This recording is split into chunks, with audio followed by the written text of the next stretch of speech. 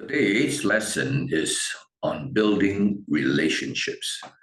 This is undoubtedly the most important life skill for all of us. It will change our lives, our families, our churches, our world, if we know how to build good, genuine Christian relationships. Now, while it is such an important skill, it is a very neglected skill. Very few parents really teach it seriously. Schools don't really teach it. Churches don't. Bible schools don't. And so, of course, we are left to grope and struggle with building relationships. So what have we got today as a result? We have broken homes, we have unfriendly churches, we have wars between countries and quarrels everywhere. We have people who have 10,000 Facebook friends and no real friends. The world is improving in many ways. Technology has given us a lot of advantages. Medical science has made life much better, and so on. But relationships, are they getting better? I'm not sure. I think the exact reverse. Now, of course, as a Christian, we ask ourselves, well, it's good to have good relationships, but isn't this a bit secular? And shouldn't we focus on things a bit more spiritual than just building relationships? Let me tell you, this concept of relationships is rooted in who God is. Now, we believe that God is a Trinity, three persons in one God. This God we believe in has existed from eternity past, long before the world was created or any being was created. What took place between the three persons of the Holy Trinity? Relationships, perfect, loving relationships were existing between these three persons forever and ever. And we who are made in the image of God, we are made to enjoy relationships. We cannot live satisfactorily, happily, meaningfully without relationships. And yet, we are not taught how to do this. It's left to chance, in a sense, that we stumble along the skill of building relationships. Jesus Christ modeled relationships. He left heaven to come down and live among men. God, the very God, King, our King, King of Kings, lived among men. He didn't seclude himself in a palace. Throughout his ministry, we are not even aware he had any office or a home or a house. He had none of that. He never built any walls around him. He literally immersed himself among men. He came with one goal: to restore our relationship with God and with one another. In simple words, our whole faith is not a religion, doesn't produce a religion with its rituals, but primarily it produces solid relationships with God through Jesus Christ and better relationships with one another through Christ who lives in us. So I hope we understand that Jesus, when he was on this earth, came with that purpose to restore relationship. He modeled it. He lived among men. He was surrounded by people throughout his ministry. The people who would not dare to go near a dignitary would come to the miracle maker, whom they knew was no ordinary person. And they came by droves around him, by multitudes around him. The oppressed people would not dare even go near anyone, let alone a dignitary, came close to him. the leper, the demon-possessed, the rejects, the beggars, the prostitutes, all little children came around him. There was something about his life that drew people. And then he lived mountain, he ministered, he never stood on a podium far away from the crowd. He didn't go to some big place, and he was surrounded by people. He touched them, he healed them by touching each one. He could have just healed them with a sweep of his hand, but he didn't. The Holy Spirit lives in us. Now, what does that talk about? That talks about the most intimate relationship possible. The Holy Spirit of God lives in us 24/7. What am I trying to say? I'm saying relationships is not something secular. Relationships is rooted in God. It is the very essence of everything. And yet today we struggle. We wonder, is this lesson really necessary? The rich young man went to Jesus and said, Master, teacher, what is the great commandment in the law? This is found in Matthew 22. He asked, what is the great commandment? And Jesus, very interestingly, seemed to have not got the question correctly. He gave two answers in a sense. The first is to love God with all your heart, soul, and mind. The second is to love your neighbor. Now, you would say, excuse me, didn't he ask what is the great commandment, singular? Why does he give two? I don't like people who don't answer my question. You ask them a specific question, they give you a different answer, not what you asked. But Jesus was actually answering him perfectly. You love God. What do you mean by you love God? How do you love God? He's out there. How do you serve God? Does he need your service? You love God by loving his images, those who are made in his image. You can't love God. He's too high in a sense. But you can love those who are made in the image of God. To say, I love God and I hate the people around me, then you say, I love God, but I hate the images of God. That's a total nonsense. It's like saying, I love my wife, but every photograph of my wife, I tear up and throw away. Because the photograph doesn't totally represent my wife. There's no way any photograph can totally represent my wife. They're just imperfect representations of my wife. No photograph is a perfect replica, reproduction of my wife. But I don't tear all the pictures away. I love my wife and I love all the images of my wife. And yet there are Christians who say, I want to love God, but I don't like these people around me. Ugh. Do I really have to love them? That's what the rich young ruler wanted to know. How do I love God? And God told him, you know how? You want to love me? Love those around you. And so basically, I hope today when you talk about loving God, I hope you understand what you're talking about. It's about loving those around you. How can you love those around you without building relationships with them? What is love? Love is a beautiful relationship between two people. So today, I hope you get your theology straight. Loving God is not about loving a book alone. It's not loving to go for some rituals. It's not religion, right? It's about relationships. So let's now begin and ask ourselves, how do we build relationships? There are many different steps, but let me give 6 simple steps that is absolutely doable by all of us to build relationships. The first is what I would call the wave. You say that's so bizarre. So bizarre, you mean just wave? Let me give you the example of a dog.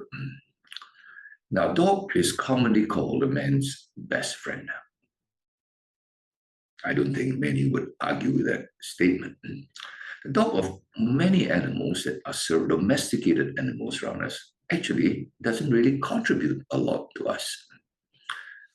Take, for example, a cow. He labors, plows the fields from morning to night, produces milk. When it's too old to produce milk or labor in the field, men slaughter that same cow that worked for them. and produce milk for them to make meat out of that cow. Most men don't have a big problem with that. Chickens daily, almost daily produce eggs. The day egg laying is over, happily, you slaughter that chicken and make a beautiful dish. Nobody seems too troubled by that. Sheep get wool and then milk or whatever, and then you slaughter it. But a dog doesn't do very much. Maybe it barks a little bit, maybe it protects your house a little bit, doesn't produce much else. But why do men love dogs so much? Oh, they're furry. Almost all animals are furry. They don't look that different from all. They got four legs, they got fur, they got two ears. But they got one thing that no other animal really can compete with it. It's its tail. If any of you have a dog, you know, the moment you come home, that dog cannot talk. He can bark. And barking can be quite irritating. But I tell you one thing that really fascinates you is that tail. Wags energetically, like a car wiper. Now, other animals do have tails. They're not very prominent, for example, like elephant's tail or a cow's tail. A cow's tail can be quite prominent, but it doesn't do the same thing. It doesn't wave very much. It may flick a few flies away. But the dog's tail is used to wave to you. You get very happy when you come home. Many people who don't have friends would keep a dog because they feel somebody loves me. Dog can never tell you that. But that tail of the dog wagging, shall we say, energetically, produces a huge amount of satisfaction to the human heart that you are recognized and appreciated. Now, all of you have studied behavioral science and so on, understand Maslow's hierarchy of needs. The lowest level is your physiologic needs, food, oxygen, water. The next is your security, right? You don't want to be attacked by terrorists and shot dead. Then the next layer is belonging. You need to belong to a family or a club or country or whatever. The higher beyond that is, the fourth level is esteem. When you are appreciated, esteemed as someone special. The dog, when you come back, you're special. He ignores everything else, just focuses on you, comes to you, and wags that tail energetically and shows his appreciation. Now, I think we all can understand this quite easily. I don't need to labor on with this. Why? We don't have tails, but we sure do have two hands. It's better than one tail, if you ask me. All right, the tail's at the back, my hands are up here. And yet, most of us have two hands that are very poorly used. Public speakers, for example, don't know how to use their hands. So they find them a hindrance and they put them in the pocket or stick them somewhere. Or cling to a pulpit. Can we just learn to use our hands? When you see somebody from far, you're coming to your church, walking towards your church, just wave. Right? See someone approaching you and you're, hi. All right? From far. Recognize the guy. 100 meters away, walking towards your church. So wave as you drive past or whatever. Right? Now, that builds some kind of appreciation. Somebody recognizes, I'm coming. Somebody appreciates the fact I'm coming to church or to whatever. Right? So that's step number one. I think doesn't need a lot of training, just needs awareness that if a dog's tail can make the dog a man's best friend, your wave can make you a very good friend to a lot of people, open doors for you, right? Second is a smile. Smile is a universal language, probably the greatest universal language since the time of Adam. I think until now, in every language, a smile says the same thing. It says, hi, I like you. I want to be your friend. I hope you want to be my friend too. Basically, that's what a smile does. To say those four sentences takes a little bit of eloquence and effort. To do a smile, it's a lot easier. A baby can do it. All right. Some people just don't know your language. Somebody walking towards me. I don't know what's your language in a country like mine. There's so many people with so many foreigners here. I don't know what language they speak, but I know my smile is a universal language. Now it's said that babies, on the average, smile 400 times per day. Well, that's why babies are so lovable. They can't talk, they can't do anything, give a lot of trouble, to be honest, right? But people love to see babies. Don't contribute anything, just like the doggy, but he smiles. But by the time this little baby grows up, then 400 smiles, if it's a boy baby, reaches about, I'm told, about 20 times a day in an adult male average. It varies from culture to culture, varies from character to character. Some people are more happy people, more prone to smiling. Some cultures are more smiley than other cultures. But the point is, it drops dramatically. They say 400 to 20. Thankfully, women average about 40, twice as much as men, possibly because they spend time with babies.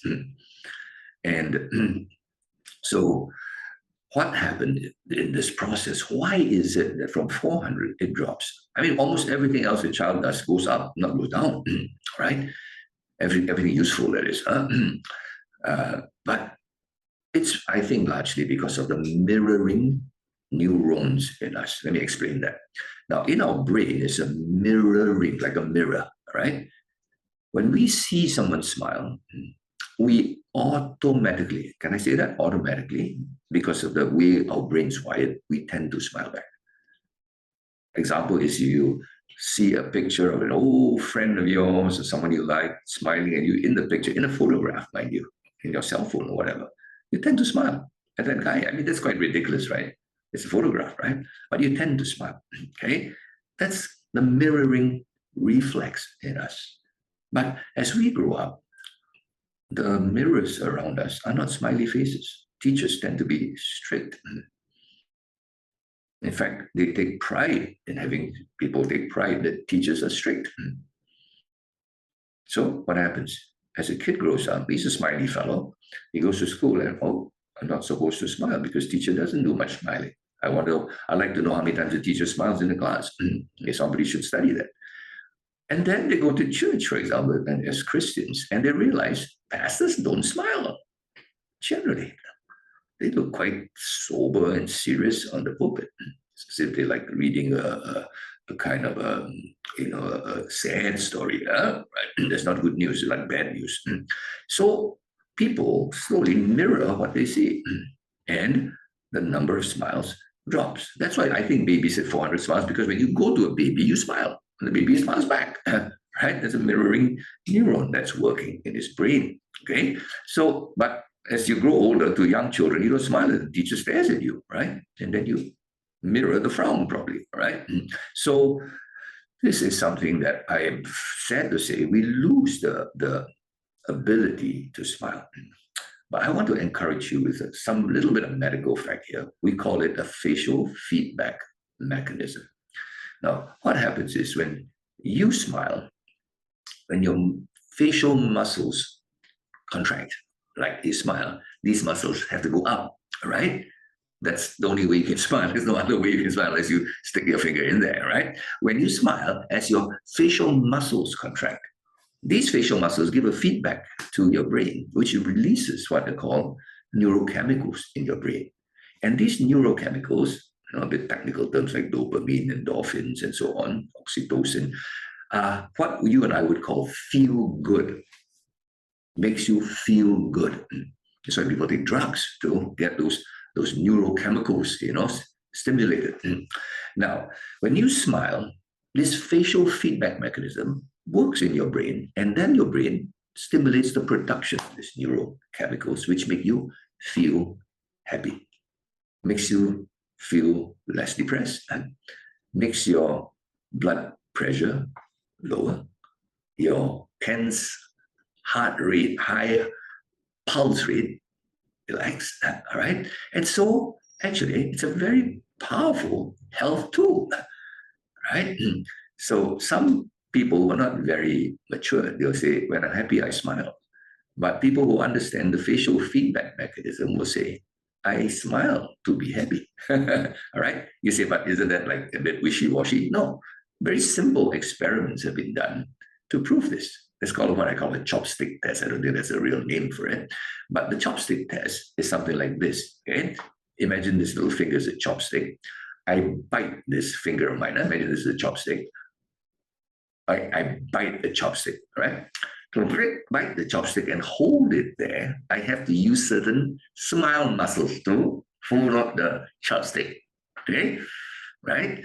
And as I use those muscles to hold the chopstick, even though I'm actually not smiling, because those muscles are contracting, scientists will calculate that those neurochemicals are being released by the chopstick smile. It's not the chopstick, because you take the same chopstick and instead of putting it this way, you stick it this way, it doesn't work, because this way you don't use the same muscles, you use a different set of muscles, right? As opposed to, all right? So smart people realize that when they're sad, what should they do? Smile. I don't smile when I'm happy. I'm happy when I smile. So these, you see, God has wired it in us. It's not evolution like some fools would say. God has wired in us to be building relationships by smiling. He rewards us for that. We feel good when we smile. We not only bring cheer to others, because when we smile at others, they smile. Become mirroring neurons. Smiling is contagious, right? They smile back. So I'm happy, they are happy.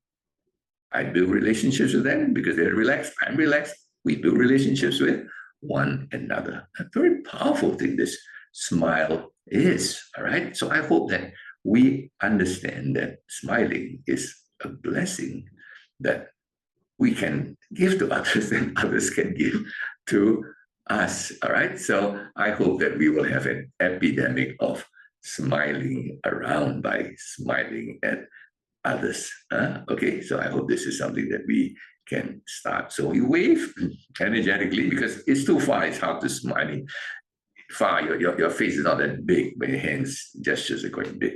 Hi, you know? And then when they come nearer, you give that beautiful smile. Now, not everybody who smile will smile back at you, right? 50%, they say, roughly would smile back at you. You say, then why? I thought you said there's a mirroring neuron. But the truth is, though we have a mirroring neuron, when someone smiles, I would naturally smile back, but the mirroring neuron doesn't control us. We can control it. We can override it. For example, if someone smiles at me and I think he's a crook, he's trying to sell something to me that's not good, he's trying to seduce me to do something bad, I can override it. I can override the mirroring neurons stimulus for me to smile by overriding it. So sometimes 50% of people may be fearful, maybe from their culture or their background, they're taught not to smile, they can override it. But if you show a photograph to the same guy, nobody's watching, he probably, a smiley photograph, he would smile. All right, that's so amazing. Okay, so I hope that you will use this powerful tool and a powerful thing that God now. There are different types of smile, and you will learn it slowly. You can identify a good smile, a real smile from a fake smile. A real smile is this muscles here pull up from the edge of your mouth almost to your ears, right? All right, and as it pulls up, it pulls your eye down a little bit. All right, most people when they smile, their eyes get small, right? Right, but if you see a person smile with still big eyes, it's probably a fake smile. That's more what we would call in English a smirk, right?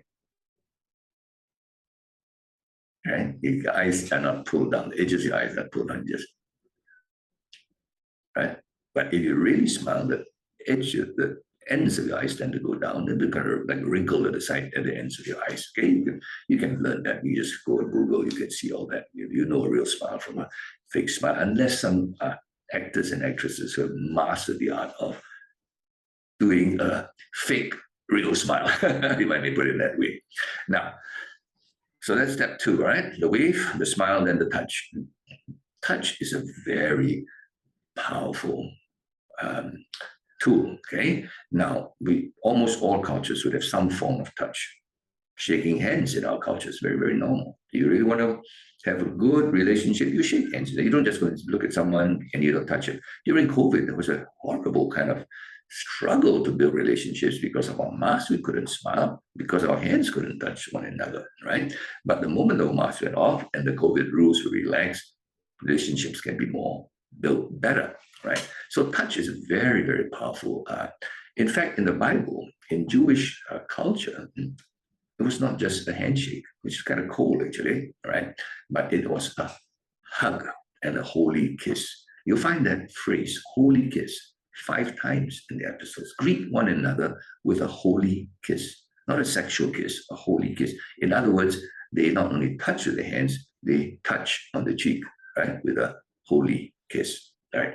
That shows real closeness, a kind of real deeper level of relationship. Now, some cultures that's not acceptable because culture is something that is built over years, and a handshake, a warm handshake, is good. Now, it's interesting. Jesus touched a lot. He touched lepers. Would you do that, right? In one case where it was a dumb and deaf man, he put his finger in the man's ear, and just the other hand finger touched his tongue. Right now, you would say, "What?" Okay, but Jesus was demonstrating the need for this poor person who had been rejected, had not sensed any touch. Jesus touched him. Jesus could easily heal without touching. Totally, he could have done that, right? But Jesus understood that touch built a bonding, a relationship. Jesus is here to show love, not just by healing, but by touching them. Now, interestingly enough, in neuroscience too, while smiles can release neurochemicals, so can touch. That's why we find touch therapy is very, very powerful, right? When people are not feeling well, right? Depressed, a hug can make a world of difference. When people have pain, a massage releases neurochemicals, endorphins that decrease the level of pain in your body, makes you much more relaxed and happy, not painful and miserable, right? So touch too has a powerful, powerful ability to help build relationships, right? For me, I shake hands with people who are new and old friends are not seen for a long time. I hug them, right? Of course, when there's COVID, you don't do that. But otherwise, it shows a level of relationship, right? With the children, with the wife, all this should be very much a part of that relationship. That helps to build happy families, relaxed, happy families, right? So, smile contact, emotional. Touch contact. The next one is eye contact. Interestingly enough, eye contact too does release neurochemicals. Not as much research has been done, but enough to say that yes, it does release. I think the smile research is a big one so far, right? And so now we have these people who know how to build relationships. They start with a wave, okay, and then as they come closer, a smile comes up. They get close enough, handshake or a hug, and then they take a step back and they look one another in the eye and make eye contact. Wow. Can you see the contact from far, in a sense, through airwaves by the wave? And then the smile is like an emotional trigger, and then the touch, and then the eye. Can you see how God's built all this? God's designed the human body for relationships. And most Christians are not even aware of the marvel of God's creation, how perfectly God has made the human body, how perfectly God has made the human body for relationships. Okay? Now, the next thing you would want to do, the fifth thing, is the greeting. Okay? After the eye contact, then a beautiful thing like, "Hey, John, hey, Mary," just to hear your name is so sweet. The sweetest sound in the world is often your own name, when somebody remembers your name and calls out your name. I remember people used to come to my church and I would just greet them by name and they would be so happy. "Pastor, you remember my name?" Of course, I remember your name. Make effort to remember your name. You're special. All right. Now, everybody's identified by his name. I mean, you take away a man's name, who is this guy? That's why the Bible is full of names. God puts lots of names there telling us every name is important. He doesn't forget a name. Sometimes I wonder, why does God put so many names that are of nobodies? Now, to me, they are nobodies. To God, nobody is a nobody. All right. Everybody is a unique masterpiece. There's no two of anyone. And hopefully there's not too many people with a name. All right. The name identifies you. All right. So when you hear, people like going to business class in an aeroplane, you fly in the same plane and you get a bit more space. Well, you pay like 10 times more or whatever. I don't know how much you pay. But the point is, how much more can you eat, for example? How much more space can you take? What can they give you in this business class? One of the things they do is they address you by name. Then you go in. Your name. Wow, economy class, forget it. It's sir and ma'am. All right. But just that name makes you feel recognized, appreciated, right? And that's Maslow's law of esteem. Okay? We all want that because God made each of us individuals. We're not robots, right? And robots have a number. We have a name. Okay. Now, so I hope you will make the effort to remember names and use names frequently because it's a sweet sound to people. Right? We just keep talking and remember the name. Yeah, John, no problem. I'll get it fixed for you. Hey, John, let's go for lunch. Hey, John, am I going to see you next week? Seriously, John, I want to catch up with you. Don't say, hey, I will see you next week. Hey, you. It's very, very different. Each time you bring up the name, you help yourself remember that person because we do forget names. But as you repeat it, you're less likely to forget. And each time you repeat the name, you make that person like you. Right? These are just so simple. That's how God wired us. If we understand how God wired us and we work with God, it's not difficult to build relationships. Right? Now, of course, with tools that you can memorize there. After you meet somebody, just write their name down, and put it in your cell phone. And next time you see the person, you can make sure, if it's from far, you wave to him and quickly check his name. All right? But that makes a world of difference in building relationships. Right? Some pastors will memorize hundreds of verses, which actually you don't need to really. Nowadays you can just go Google straight away your concordance on your cell phone, but it won't memorize a single person's name. They think it's not important. And then the Bible's full of names. Strange, huh? Same people that read the Bible. Then number 6 is the one that scares people. Now, after all these preliminaries, 5 preliminaries, you can't just stop there. You want to build a deeper relationship by having a conversation. Maybe they're brand new people, you want to find out about them. Maybe you have not met since a while, COVID, 2 years. You want to catch up, right? So conversation. And many people will say, Pastor, this 5, I think I can do. It's not that difficult. I just need to practice. I need to learn to smile. It's true. We need some practice to make it part of our habit, right? The wave is, you can't wave. You got only about 5 seconds to do all these things, all right? Now, if you don't wave a guy when you see him and then he comes nearer, then you wave. It's kind of like weird, right? So all these things, if it's not part of a habit, it becomes kind of artificial. You tend to do it at the wrong time in an awkward way. So you need to practice. But the 6th one, many people are terrified of this. They say, I'm not a conversationalist. I'm a shy guy. I don't know what to say. They always tell you this. And they don't understand that a great conversationalist is not one who can talk a lot. That's an orator, all right? That's a politician. He likes to hype himself up. A great conversationalist is one who doesn't talk about himself. You see, the truth is everybody likes himself, okay? Nobody likes a show off. Nobody likes people to give them a lecture, but everybody likes themselves. What do I mean by that? So in people's mind, what's a great conversationalist? This is a great conversationalist. Hey, John, I haven't seen you for ages. Tell me what's happened. And he tells you, oh, so in Australia or whatever, working there.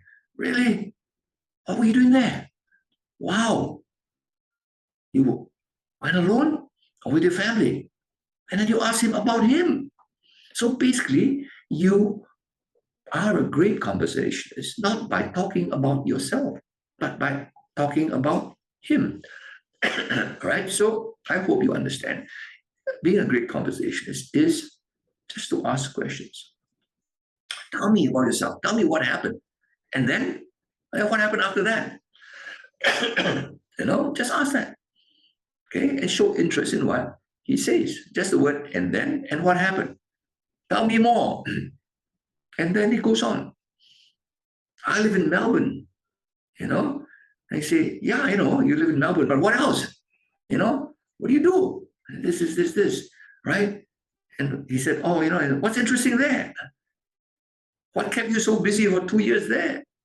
Then he tells you about, rock climbing, and he said, wow, I don't know anything about rock climbing. Tell me more, and it goes on. And after you spend 20 minutes drinking coffee with him and catching up with him, and basically he spoke 90%, and all you ask is, what happened? Really? Wow, tell me more. And then, that's interesting, fascinating. I want to know more about that, and that's all. I think we can handle that, right? Just a few phrases that you can naturally shoot off from your mouth because you're interested in that guy, right? And so at the end of it all, you learn a lot about him. He feels appreciated. You, a pastor, is concerned about him as a person, right? Not to give another sermon. He just listened to your sermon, your 40-minute or 30-minute sermon, enough, right? Now find out about him. So I don't see this as something that anybody can say, I don't even know how to ask this question, right? And then tell me more. Wow, that's interesting. I don't know much about this. I love to learn more, And that's all. Can do that? I think you can, right? So these 6 things will help us build relationships, okay? Now, what holds us back from building? I don't think these 6 things are that complicated that you say, no, I can't handle it. I really cannot smile. I really cannot wave my hand. My hands are paralyzed. And I don't think they're going to say that. I can't pronounce John or Mary. No. What would probably hold you back is you would probably think it's too bothersome to build relationships, right? It's too time consuming. I don't mind building relationships with some certain nice people. You probably would have that in your mind. Now, can I just repeat to you, as a believer, how do you love God? By loving others. Right? Master, what is the great commandment in the law? Thou shalt love the Lord thy God with all thy heart, soul, mind, and strength. What does that mean? I sing loud. I study the Bible with all my heart. Is that what it means? The second commandment is a little easier. Thou shalt love thy neighbor as thyself. Thy neighbor is made in the image of God. The way you love that God high and lifted up is the way you build relationships with the person right next to you. That's how you love God. Many Christians say, I really want to love God. Then, well, it's too time consuming, so awkward, can't I just choose a few friends in the church? They'll go like that. But theology, love God. Wow, I love God, man. Pastor, I really sincerely want to love God. Jesus answered that. Now, another reason why we may be a bit careful about building relationships is fear of rejection. And that's real. Well, nobody likes to be rejected. But if I say this, if you start this process, these 6 steps, and work at it, practice it, you may be rejected. That's part of life. But let me tell you, as you do it better, as your wave is more sincere, because your theology is more correct. This is how I love God, by waving my hands at people, smiling at people. And since your theology is right and your skills are practiced and honed because of the right theology and the right skills you acquire, your rejection rate will fall dramatically. I'm not saying you come to zero. I'm not saying you're going to be so perfect in building relationships that even the most nasty guy would fall for want to have relationships. No, there's always going to be some people who just don't want it. There's nothing you can do about it. But let me tell you, it'll be less and less as you sincerely realize this is how you love God, and you sincerely want to improve in the way you love God by building relationships. I hope this has been useful. I don't think this is something difficult, but I think this is something neglected. I believe very few people would talk about it. It almost sounds too secular. It is not secular. It is about the most spiritual thing you can do every day, to love your God. May God bless you. May God help you to build beautiful relationships beginning right in your home, in your family, in your church, in your workplace, in your school, in your community. Build your own health up because you'll be a happier person. Build beautiful communities around you, and you will reflect the God of love. Love is just a relationship. Thank you. God bless you.